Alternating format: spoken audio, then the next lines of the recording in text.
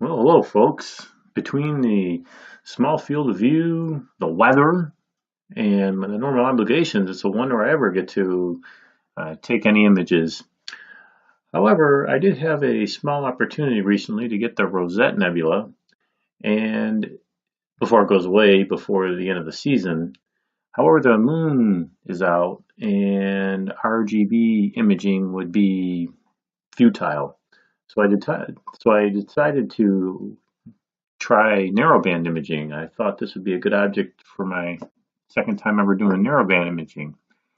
And let me show you some of my results. I actually did a comparison uh, with the moon just starting to come out at 37% or 35%. And then I finished off taking some images the other night when it was 99%. And here's what the sulfur looks like. This is the sulfur with the moon at 35%. Yeah, it looks pretty good actually. And then this is the moon at 99%. You can still see the outline on here, although it is a little less detailed. Okay, let's see what the stacked images look like.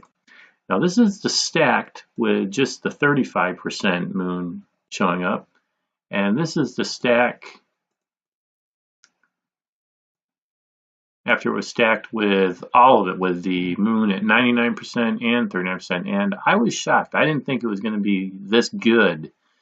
So it seems that even though the moon was at 99%, it was still beneficial to add that data. So I was shocked. I wasn't expecting it to be that good. Let's take a look at the oxygen. Here's the oxygen at 35% moon. And here's the oxygen at 99% moon. Now the oxygen showed the most change with the moon being full.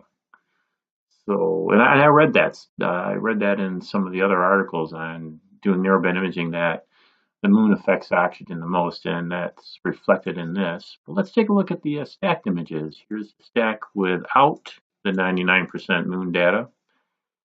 And here's the stack with the 99% moon data.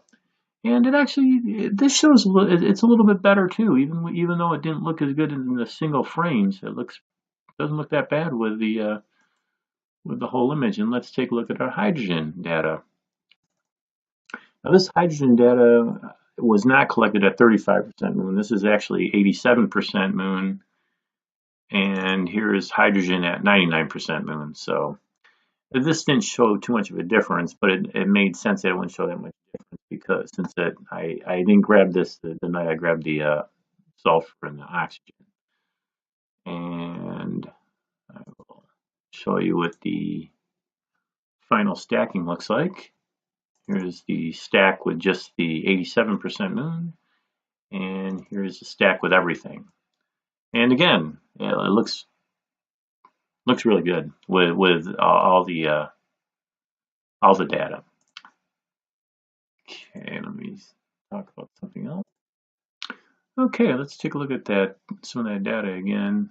I'll take a look at it and I'll put my hydrogen all stack on here. I should mention that I used a gain setting of 300 in order to collect this narrowband image. I normally would have collected at 139. That's what I have been collecting all my images at since I got the ASI 1600, and I use that number because Gary Ime and Chuck Ayub, if I said his name correctly, recommended that, and I've used them a lot when I've been taking my images. They are very good astrophotographers on Astrobin. Okay, I should mention that I did all my data collection using astrophotography tool as usual, and I stacked the images using PixInsight. And the only thing I did for processing was the screen transfer function. No background extraction or anything, just a screen transfer function. And that's about all I have for you. Like I said, I just wanted to do a little video on the effects that the moon has with narrowband imaging. So That's it. We'll see you later. Thank you.